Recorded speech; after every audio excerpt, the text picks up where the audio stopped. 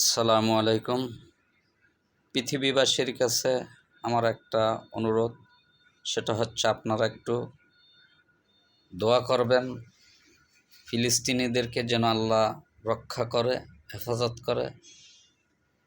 ইসরায়েলের প্রধানমন্ত্রী Tel Aviv Benjamin নেতানিয়াহুকে যেন আল্লাহ তাআলা হেদায়েত দান করেন, ডোনাল্ড ট্রাম্পকে যেন আল্লাহ হেদায়েত দান করেন, বাইডেনকে যেন আল্লাহ হেদায়েত দান করেন, ভারতের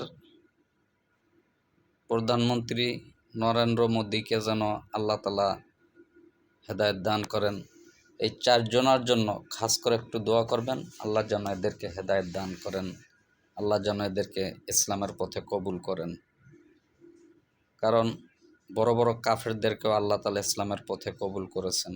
সকলেই দোয়া করবেন। সকলে ভালো থাকবেন, সুস্থ থাকবেন। আসসালামু আলাইকুম।